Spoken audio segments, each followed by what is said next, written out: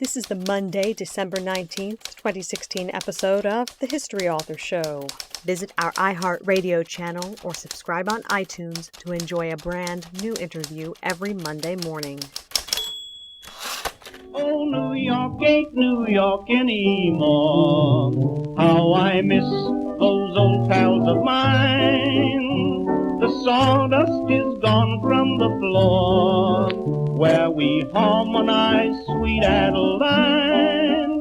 On the east side, west side, things ain't like before. There are tears in the eyes of the regular guys. Oh, New York ain't New York anymore. Hello and welcome. I'm your host, Dean Karayanis, and this is the History Author Show on iHeartRadio.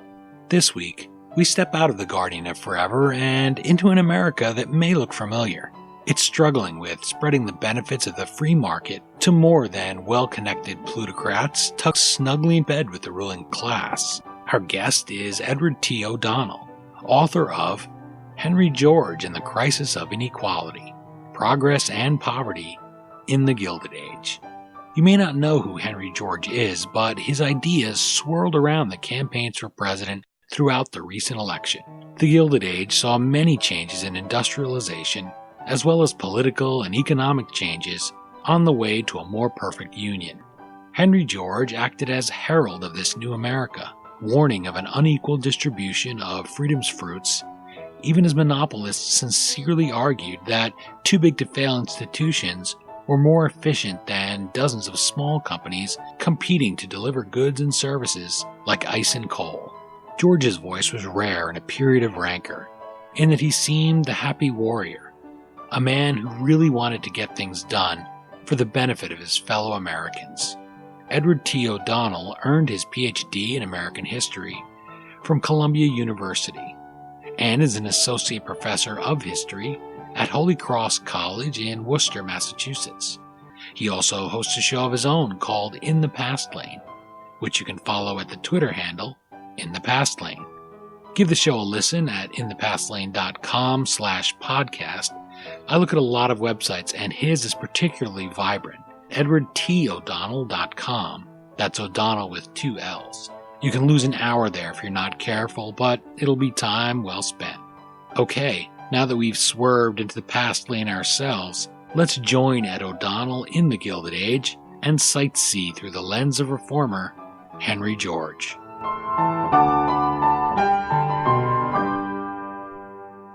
I'm joined on the line by In the Past Lane's Edward O'Donnell, author of Henry George and the Crisis of Inequality, Progress and Poverty in the Gilded Age.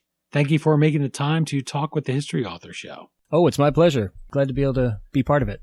You begin Henry George and the Crisis of Inequality with a quote out of George's 1879 Progress and Poverty.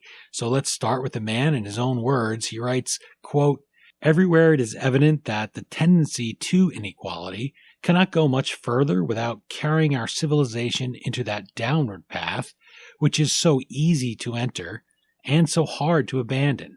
Unquote. What is the state of Henry George's America at the time he's writing that? Well, George is writing that right in the middle of the Gilded Age in the 1870s. And in fact, he started to write that book in 1877. He finishes it in 1879. And that's right at the tail end of the worst industrial depression in American history up to that point, following the Panic of 1873. So all around him, he sees not only high rates of unemployment, 20%, 25% in some areas, thousands and thousands of banks and businesses that have failed, lots of social turmoil. That summer of 1877 was the Great Uprising, the biggest railroad strike in American history up to that point, thousands of people going off the job. So it really, to some degree, seems like America's coming apart at the seams. And it's really alarming to a lot of people, including Henry George. And he's come to see, as after, 15 years of thinking and writing on the problem, that the big problem in America is growing inequality, that is what is going to tear us apart. And that's really the central message of his book and of his reform career, was to point out that inequality, you can't get rid of inequality, but extreme inequality will destroy democracy, destroy our republic, and we need to do something about it. So that's really the central message he's trying to put out there before a large audience. he is living in a period where you're seeing this incredible explosion. And I know today people wonder how it's possible. We see a lot of rosy economic numbers, and then we see people going up, and we say, well, why aren't the people at the bottom don't seem to be moving? We spend a lot. We have a lot of deficit spending. We have a social net that would be unknown completely to people in the Gilded Age. And George has this inspiration, which is a great moment in any history, you can tell, because it's that sort of apple falling on the head moment. So describe this epiphany he has about this apparent paradox between wealth and poverty rising simultaneously. How does he figure out this? Well, he says he comes to this conclusion that there's this great enigma, as he calls it, that we are getting richer and richer and more advanced and complex as a society, all kinds of new technology and exciting things, really the gilded part of the Gilded Age. But he says along with it, quite paradoxically, we have more poverty, more suffering.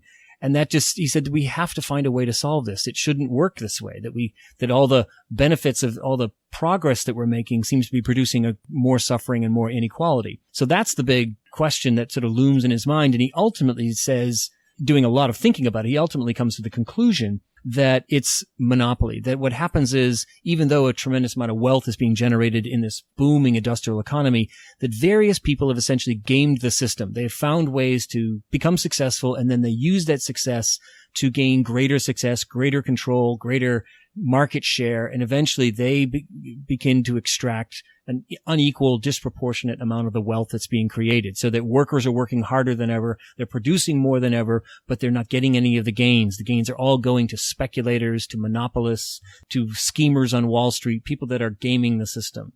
And they, in some cases, unlike today where we know the failures, I think Ayn Rand said once that you could understand people in the idealistic early days of communism being for the Soviet Revolution. But as even Emma Goldman found, who was completely the other end of the political spectrum, when she went there, she saw that they had betrayed the ideals. Lenin, she's in Lenin's office facing them and risks her life to get out and tell the truth of what's happening in the Soviet Union.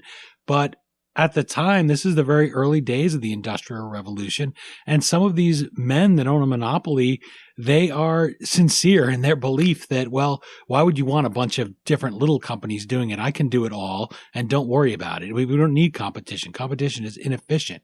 But the benefits of that, the benefits of one big group running it, is also part of the negative. And the negative is what's crippling. They have the power to turn off ice. They can turn off coal. And so it's not something that you want to have. It's just too powerful. And I wonder if that's something that you find yourself reminded of as you read it, that at the time, this wasn't something that was just, I guess you'd say people should know better, because they're really all worker and capital alike sort of feeling their way into this new sort of economy. We have millionaires and billionaires now. Men is like JP Morgan, as rich as the government. It's really a fascinating time of change. It is. It's really revolutionary. So, sometimes we have terms for historical periods and call them crises or revolutions, and it's really a bit of an exaggeration. But this is truly a revolutionary moment 100 years after the actual American Revolution. And you're right. There's no playbook for this. No one has ever been in this situation where, in fact, there were some people in the 1870s and 1880s who grew up, like Henry George did, in an era when the biggest business in town had 25 employees, 30 employees, and was local. That's all it was. It was just one operation, one factory, one manufactory of some sort. And now, by the 1870s, you have true corporations, huge railroads that span the entire country, that employ tens of thousands of people, that get their financing from some place called Wall Street. And individuals earning just stupendous fortunes, paying no income tax on it, and therefore having extraordinary power. So it's a really alarming situation. And it's one that Henry George said quite plainly in the beginning of his book. He said, if we could take Benjamin Franklin, for example, and time travel him into our era, on the one hand, he'd be amazed and so proud of what his country has produced, this astonishing technology and wealth and all, but he'd also be horrified by the trend line towards inequality, towards social turmoil, towards the undermining of democracy. It's such a tumultuous period. There's so much change. You talked there about the panics a little bit. Those were just insane economic downturns. I always think, well, FDR named that one the Great Depression, but having an affinity for the Gilded Age, I say, well, they just didn't name it, so I guess we forget about it. They called them panics by years, but there's nothing and nobody to catch you. You maybe have family if you're fortunate enough to have family. Many people don't. People are giving away children. This is a real period of a lack of breaks. You mentioned Wall Street. There's no programs in there that are going to halt trading when there's a big dive. Even on 9/11, we were able to close the market. These things are not in place because it's so new. And because there's so much change shifting under your feet, as an author, you have a really hard job. It's a real challenge. It's not like writing about one narrow little sliver. There's a ton of moving parts. You're herding cats. So to illustrate the time and the dedication that required, your daughter, who used to refer to this as your book about Curious George, was 24 years old when you first held the published copies. So obviously she'd moved on quite a bit since then. I wonder what advice you can give to inspire others who want to write, have a story to tell, maybe need to go away from it for years at a time when life intervenes. What advice do you give for sticking to sort of the slow lane there, not in the fast lane, the pun that's the title of your podcast, but how do you keep inspired when it takes such a long road to publication? The story behind that is we don't have enough time to tell it, but it really was just a series of moments when life intervened. And so it wasn't the first book that I published after 20 years of labor, but ultimately it was going to be my first book. Then it became my fourth book. So I would say, though, to anybody who wants to write, the first rule of writing is to write. Stop thinking about it and start doing it. That's what successful writers ultimately do, is they say, I just started. And I might mean you rewrite many, many times over. Another thing to do is to start small. This is a gem of wisdom that my agent gave me once. He said, the story of Laura Hillebrand, who wrote the best-selling book Seabiscuit. He said nobody would touch the book. Nobody wanted a book about a horse. So she ended up writing a couple 1,000-word version of it for a history magazine. And once that was published, people could see the story. They could see the drama and the great kind of story that would not just be the story of this incredible horse, but also the times and everything else. And boom, she got a book contract. So I would say keep writing and then also find ways to get published even in small form. That's probably two of the things that I would recommend. And don't give up. Lots of great stories out there about authors who toil away and eventually get published when they're 40 years old, when they're 50 years old. So take those as inspirational examples. One area where there seems to be broad outrage across the political spectrum today is the influence of cronyism. Now, they had that back then, but I think we believe today that we don't have that anymore as much as exactly, or at least we don't realize what form it's taking until we really dig into it. And it's not just the corporations and labor unions that today are more powerful than anything that existed in the Gilded Age, lobbyists.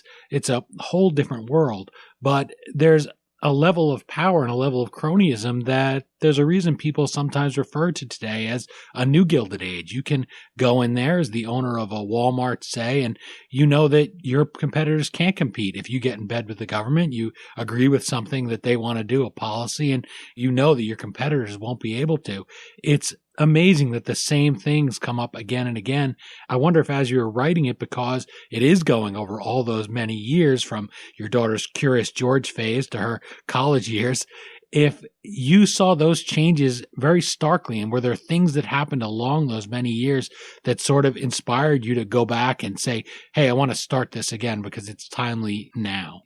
Oh, absolutely. I mean, I think the book would have been timely had it come out in the late 80s, in the early 90s, the mid 90s, and so forth. But as I got back to it in the early 2000s, and certainly as I got closer and closer to a publication date, it really became apparent to me that, the strange way that life works out, the book is actually more relevant and more timely than ever. The fact that it comes out in 2015, because this conversation has evolved, and the questions about inequality, the questions about the 1%, are really now big parts of our national conversation. And you also, if you were to just Google search New Gilded Age or Second Gilded Age, you would see tremendous numbers of references to it in newspapers, protesters down at Occupy Wall Street carrying signs about the Second Gilded Age. So there's really, in kind of a weird, fortunate way, my book is came out at a time when this conversation about the Second Gilded Age and political corruption and inequality and what we should do about it really is a central conversation in our national political dialogue.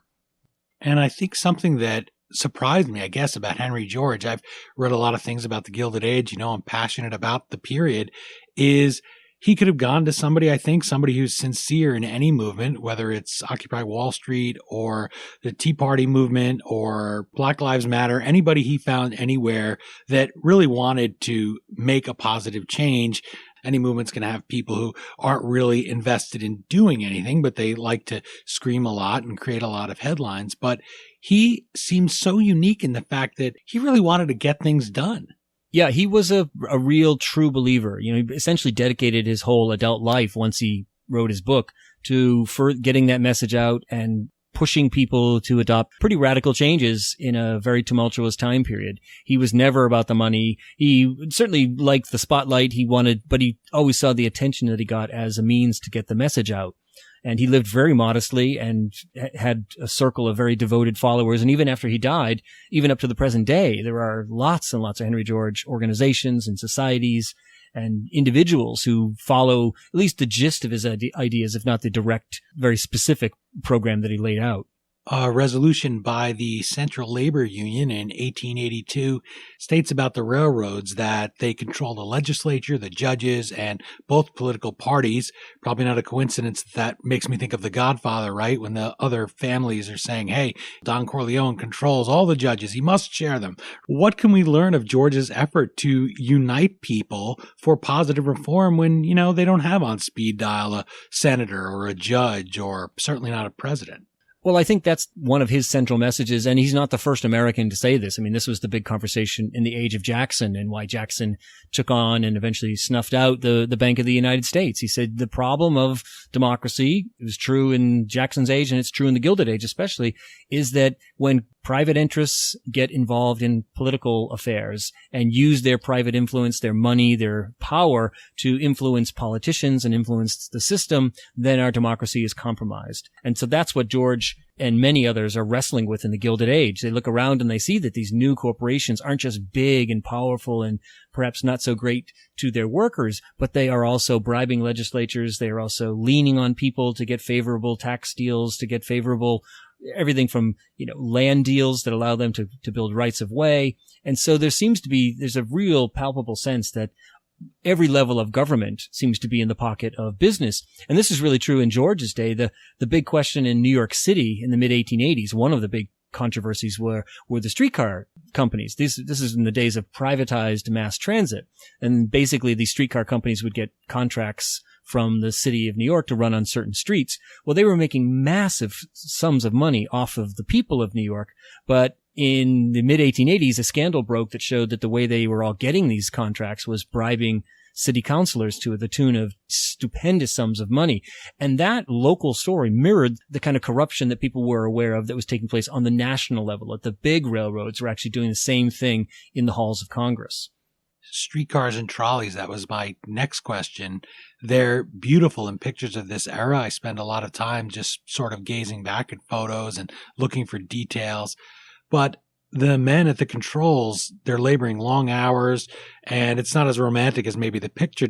I wanted you to tell us they're often calling strikes here, these streetcar drivers, just to focus on that one job. For instance, the Great Upheaval of 1886, that they're part of that. Describe the life of somebody in a job like streetcar driver, and what's Henry George's background that he comes in contact and finds himself in sympathy with them? Well, these mass transit systems that were, privatized streetcar companies, these companies make a huge amount of money on the fares that they charge, and they're supposed to share this revenue with the city. That's a whole nother thing. It turns out they actually are shaving a lot of it off for themselves. But the real thing that gets people upset is the way they treat their workers. These are men who work minimum 14 hours a day, and they are doing so standing up. Some of them work as long as 18 hours a day. They only make about $2 a day, which is barely subsistence, especially if you have a family. So they're working extremely long hours and getting very, very low pay. They work standing up the whole time. So there are health issues, especially when it's the dead of winter, or if you've ever been in Manhattan when it's 100 degrees, it's a pretty tough job. The companies are also notorious for dinging their workers for, getting caught in traffic jams. so that even though they're running behind on their schedule, and this has nothing to do with their own performance, they're just stuck in traffic, they get 25 cents taken off of their daily pay. Or if they need to use the bathroom, they are fined for not being on duty. So there's a lot of big and small forms of oppression that are very evident in the lives of these streetcar workers. And that's why they do go on several big strikes that paralyze New York City in 1886. And this happens in other cities as well, but in New York, it really seems to be particularly acute. That's the year, that's spring of 1886, when the national labor movement is really doing an awful lot. There's many, many strikes. There's a lot of pushback against what workers see as an oppressive labor environment and also oppressive actions by local police departments to break strikes and so forth. So the summer of 86 is really tumultuous, and that's the environment where George is essentially courted by New York City's labor movement to run as an independent Labor Party candidate for mayor. And he runs against one other figure people may have heard of, Theodore Roosevelt. This is not even Greater New York yet, by the way. It's just Manhattan and the West Bronx. Who are his opponents in this race, and how does he do talking his message on the stump? Because he's clearly a man who has opinions, who feels he should be able to talk to anybody. So how does he do in this race?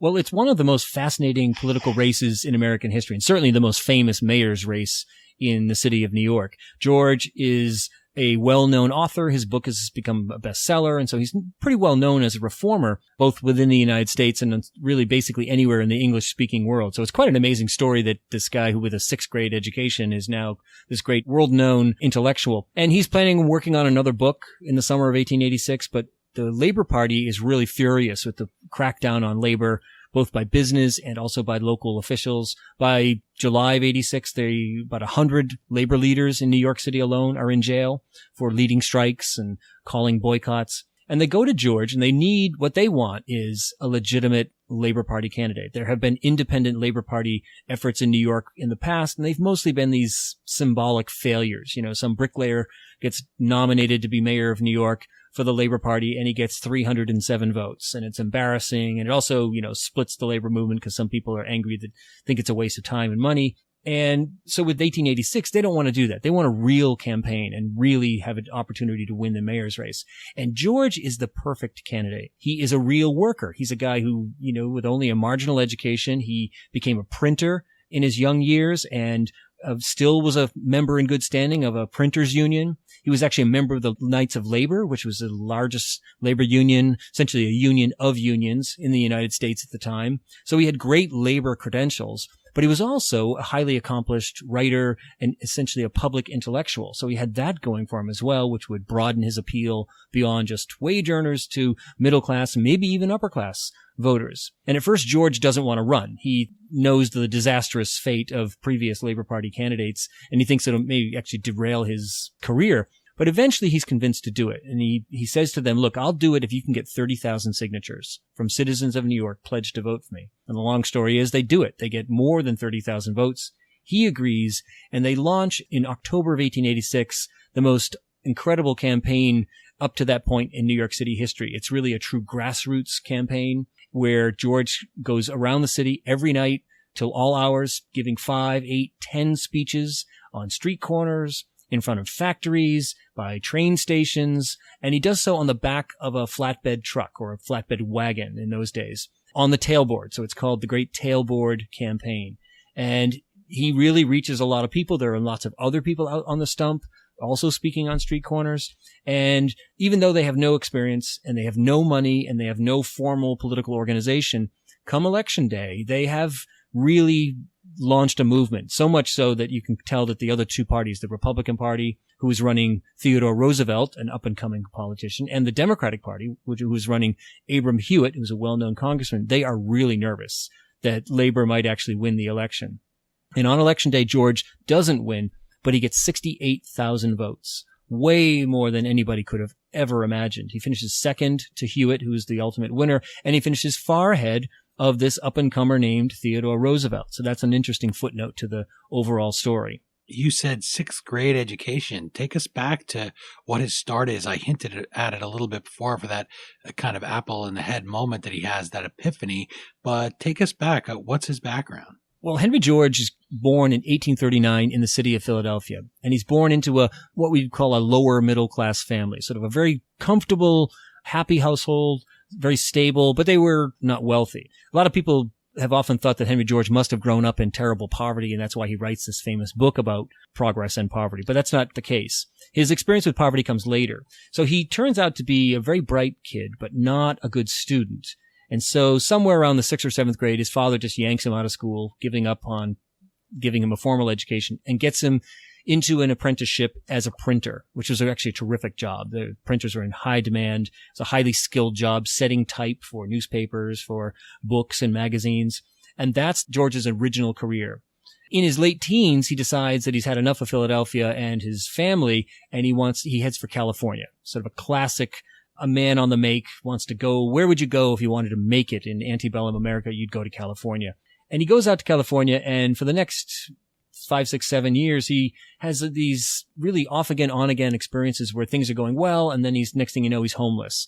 That's where he really experiences hardship, poverty, despair, even occasional thoughts of suicide, he says in his diary. But eventually, because he has this printer's background, he gets some work in local newspapers out in San Francisco. And from there, his writing ability, his intelligence allow him to go from the compositor's room, the typesetting room, on up to becoming a journalist, eventually an editor, and eventually the owner of some pretty important newspapers out west. So by the mid-1870s, he's well known in California anyway as a newspaper editor and a reform-minded newspaper editor. And that's the stage where in the mid-1870s, he decides that he needs to write a book that's going to address these great problems facing the country. My guest is Edward T. O'Donnell, host of the In the Past Lane podcast and author of Henry George and the Crisis of Inequality, Progress and Poverty in the Gilded Age. Dr. O'Donnell is the author of several books. You've seen his articles and op-eds in places including the New York Times, the New York Daily News, and one of my favorite magazines to grab on the way out of a bar back before we had smartphones to entertain us, the Irish Echo. Follow him on the Twitter account named for his podcast, In the Past Lane, and visit his website, edwardtodonnell.com. That's O'Donnell with 2 L's. Sven Beckert of Harvard University wrote of Henry George and the Crisis of Inequality, quote, "In the 19th century, few voices were as powerful and had as lasting an impact as that of Henry George. Edward O'Donnell's political biography is a brilliant introduction to George's life, ideas, and politics, showing that inequality can generate political movements that challenge the rich and powerful," unquote. I want to focus on that idea of the lasting impact of Henry George's voice. We're still hearing it 120, 130 years later. You and I read a lot about the Gilded Age. We share that affection for this period and a desire to help people kind of learn from it, not repeat the mistakes of the past. We know many people, even presidents, completely disappear from the record from that period. We tend to just see a blur of bearded faces from then. They're turned into caricatures, maybe, outright lied about. Even TR is not immune from that. So what is it about Henry George that his words endure over a century later? Well, I think with Henry George, one of the answers why he's still well known and still a person that people are studying and referring to and trying to figure out our own circumstances. One of the things is that his book, which he wrote, published in 1879, Progress and Poverty, is so well written. It's this curious blend of economic theory and philosophy and religion and American history and world history. It's a very readable book. And also the essential point that he was trying to make is still with us. It's always with us, but it comes back in more acute form now and again.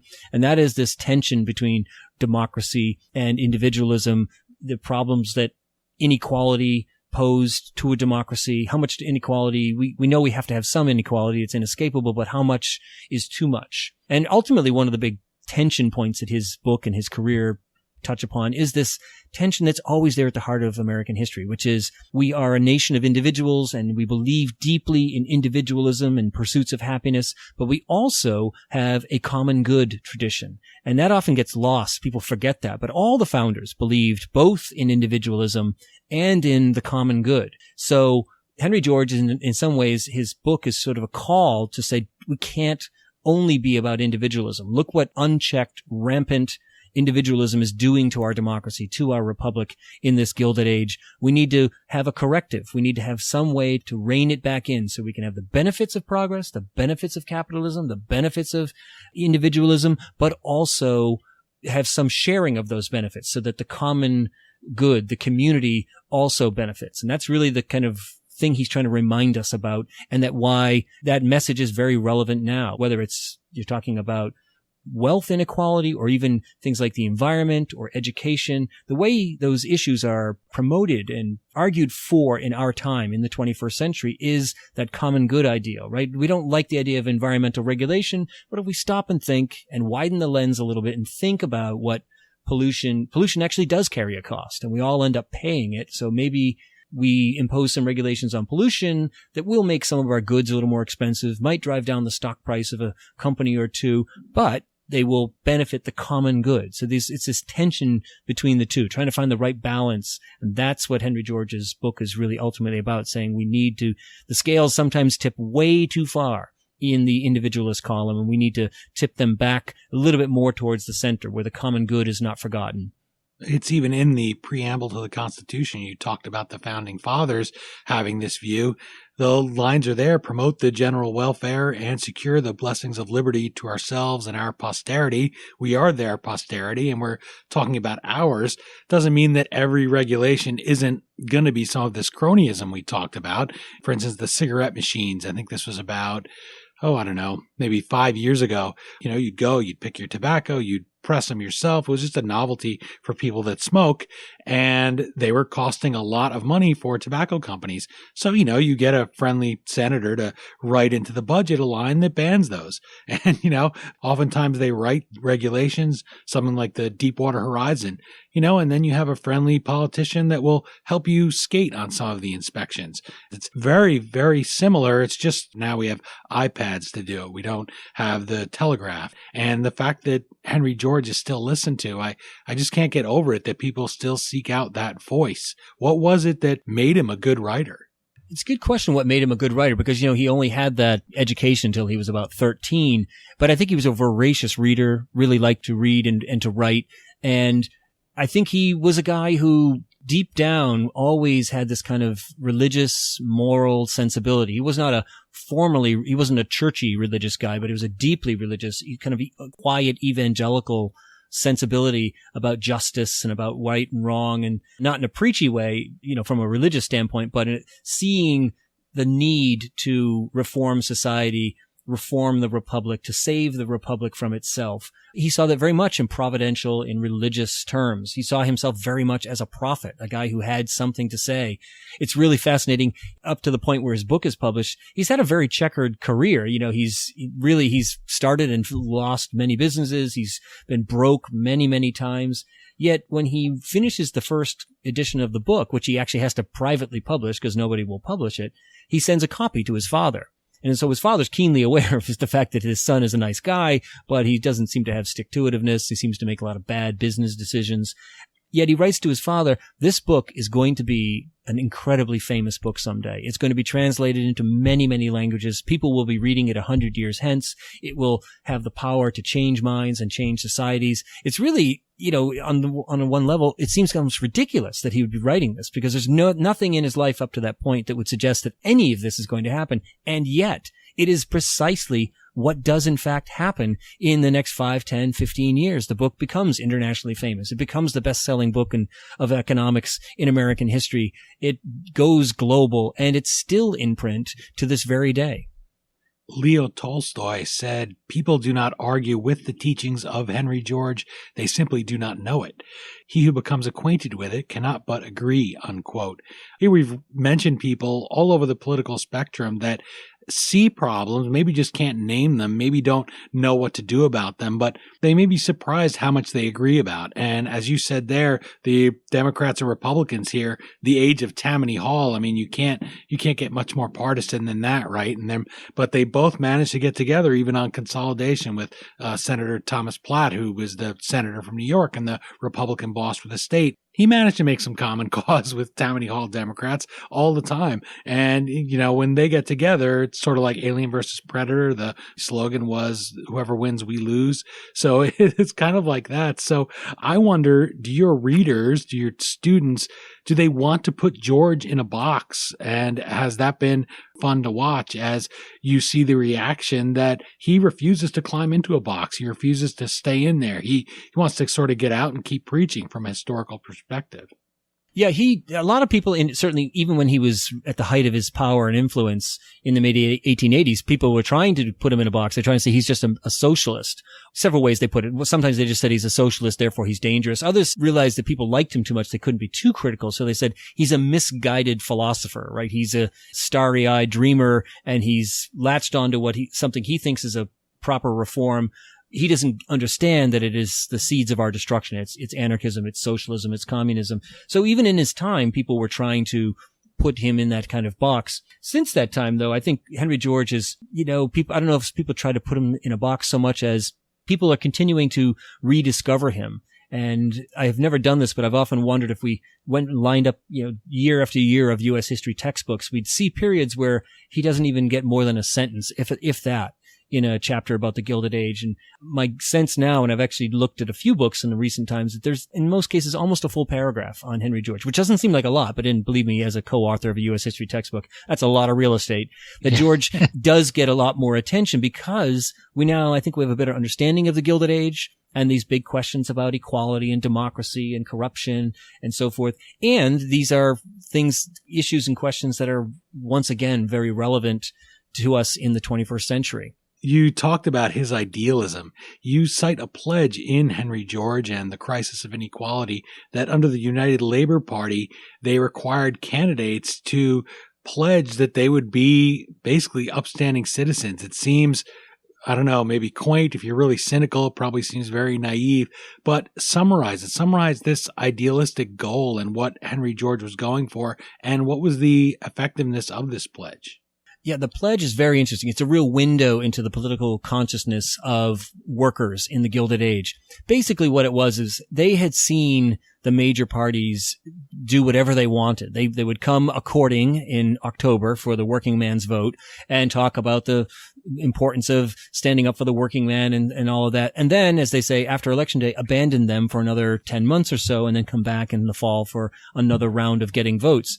And so they were keenly aware of the fact that they were really wanted only for their votes and their voices about the 8-hour day, their voices about workmen's compensation, their voices about in their pleas for help in all kinds of different ways were simply not going to be heeded because the parties were in the hands of business interests. So when the United Labor Party it forms several times. When it forms in its biggest form in 1886, they are concerned about corruption and about the major parties trying to stymie them. And they know that the parties have all kinds of tricks. And one of them is to put forward candidates who will, at the last second, pull out of the race. So you get a United Labor Party might nominate somebody for a city council seat, and he will, by all appearances, be the representative of the United Labor Party. And then 2 days before the election, he will resign. And that will leave the United Labor Party with no candidate, and Tammany or the Republicans will win.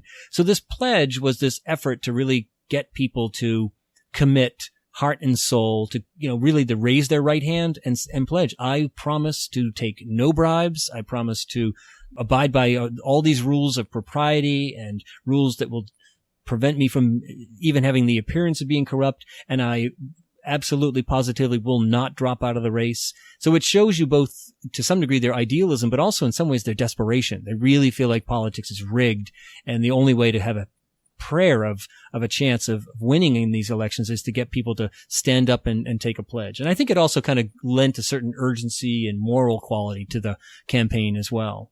We talked a little bit there about the idea of raising revenue during this time. The government needs it to run. There's no income tax. This is a pre-income tax America.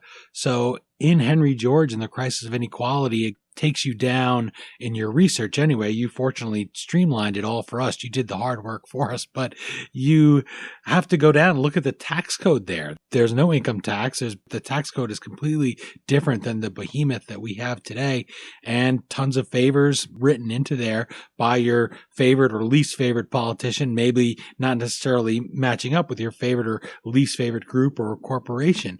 So what was Henry George's view of the mission of the tax code? What did he think its function was on that moral level? Well, it's hard for us to think about, taxes as having a moral quality or people thinking it that way, but people did. People thought of the tariff, which is a different kind of tax on imports, as a law that had a moral quality. Those who hated it said it's an immoral tax, an immoral policy, and those who favored it said it was a very moral one that protected American business. And you're right, there is no income tax, and the taxes are largely, the federal government runs almost exclusively on tariffs and on excise taxes on things like alcohol. And so were always schemes behind the scenes to rig the excise tax, to lower it, make exceptions for various where the tariffs were applied and so forth. So there's a sense that the tariff and the tax system is inadequate for the age because it doesn't tax any of this massive income that's now being generated.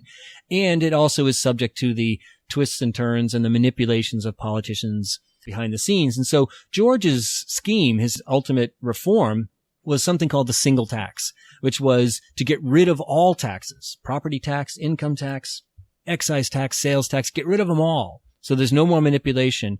And we have one tax on land values, and that will solve everything. It'll raise plenty of money, and it will also prevent monopoly and prevent speculation and prevent corruption in its application. Now, George never really lays out exactly what this tax would be and how it would work. So people were sort of attracted to the idea of this tax in many ways. He didn't lay out a specific formula for how it would work. That said, the land value tax, the idea of a land values-based tax is very popular and is actually quite a legitimate mainstream idea among economists, particularly in urban areas. They see sort of a derivation or a version of George's single tax, or at least the land value-based tax, as a way of generating urban development, creating more equality within urban areas. So there's certain ways in which his ideas are still carried on and still put in practice. And I have to ask you, I've teased it a couple of times about In the Past Lane. How did this come about? How did you jump into this new medium of podcasting? And what will people hear when they hopefully go to your site and check you out? Well, I've always been, I guess that you'd call me an early adopter or early enthusiast when it comes to podcasting. I've been consuming podcasts really since they first started. And that's one part of the answer. The other part is that I've always been a historian who does historian stuff. I do research, I publish things, and I teach classes at a nice college, but I've always done things that is what we'd call public history. I've worked with museums, I've done things for NPR and for History Channel. I do a lot of public lectures, and way back when I gave, more than 1,000 walking tours of historic sites in New York City. So podcasting seemed like a natural progression, something where I could reach a wide audience to get people to think about history in a way that's entertaining, but also history that makes you stop and think. And you clearly have a natural desire and talent for teaching. I know I have the desire. I don't know how good my talent is for it, but this is a way to reach people. I did look at In the Past Lane, and I checked out people's comments and seeing people share it. In fact, that's how we first connected, was on Twitter. But you reach people who maybe won't sit down and read a history book. They won't sit down and read about Henry necessarily unless you catch them by throwing this wider net. Do you find that people are telling you, hey, I listen to you on my own walks or at the gym or wherever they are commuting in their car? Yeah, some of the best parts about, and I'm sure you experience this as well, some of the best parts of being a podcaster is audience feedback and hearing either suggestions that people have for future episodes or people talking about how they found something you talked about moving or inspirational or just really informative. And I also hear from teachers and from college professors telling me that they've used segments of my podcast in their classes. Say something, I did a feature on the sort of the unknown history behind the Statue of Liberty, for example. And I've had a number of people tell me that they've used that 10-minute story as a setup for a unit on immigration. I have a final question about Henry George, and it's easy for us all to find a thing in a life such as George, or somebody who's written something that's so broad and has so many profound things in it. I mean, you're drawing Tolstoy to comment on you favorably. You must be pretty good, right? You're in your writing. So we can also look at something like this, I think, and feel like it bolsters our side. And, we can just sort of go to sleep after reading it and say, well, we're on the side of the angels. I would have agreed with everything that he did back then, but we don't live back then. This is our time, and we have to worry about posterity still, just as the founding fathers did, just as Henry George did. So I wonder, for you, what do you hope readers will take away as an action here from reading the book? What do you think they will be challenged by when they read your description of Henry George's amazing life? I would say the simplest answer to that is that George one of his central messages, and one that is very relevant today, which is that democracy and equality and human rights and all of the things that many people care about, they must be struggled for. They must be protected. They must be fought for. And that democracy is a verb. It's something you've got to pursue and protect and mobilize for. And if you care about these things, you can't just sit back and let the political system fall apart or wash your hands of it because you think it's too corrupt and unequal.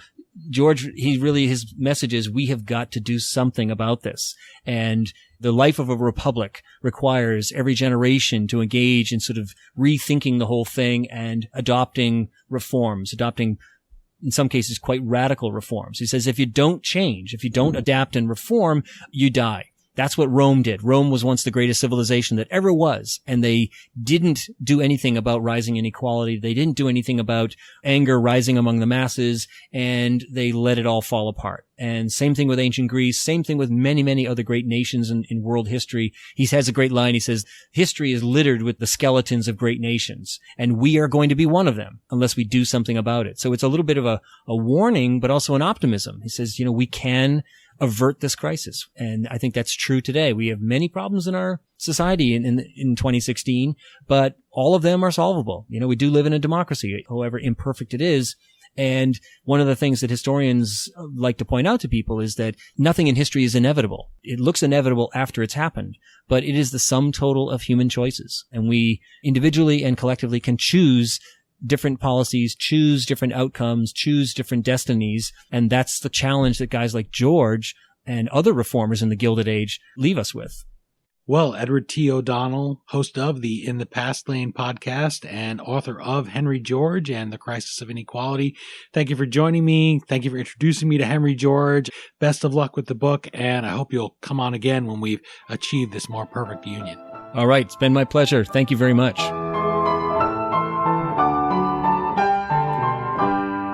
Again, the book is Henry George and the Crisis of Inequality, Progress and Poverty in the Gilded Age. As always, you can find the Amazon link to purchase your copy at historyauthor.com.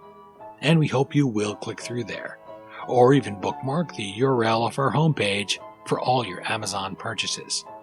Amazon.com gives us a small percentage of everything you buy at no additional cost to you. You might say it's their way of spreading some income equality around. Thanks to Ed O'Donnell for joining us and for sharing a significant voice from the struggle to spare America from the kinds of bloody upheavals other nations saw as the industrial age threatened to turn human beings into mere cogs of a machine. Please give a listen to Ed's In the Past Lane podcast, follow his Twitter handle of the same name, and visit edwardtodonnell.com. You can also check out the Robert Schalkenbach Foundation at schalkenbach.org. That's SCHALKENBACH. They are publishers of Henry George and related works. Or you can visit other organizations like the Henry George Foundation at henrygeorgefoundation.org. And while you're online, why not let us know what you think of the book and the interview on Twitter at HistoryDean or facebook.com/historyauthor. That's it for this installment of the History Author Show. I hope you'll join us for next Monday's all-new interview right here on iHeartRadio. And remember, if you subscribe to us on iTunes, please take a minute to leave us a review. Until our next trip into the past together, thanks so much for time traveling with us today. and have a great week. We still call it Broadway, but what's in a name? Take it from Georgie, it isn't the same. On the east side, west side, things ain't like before. There are tears in the eyes of the regular guys. Oh, New York ain't New York anymore.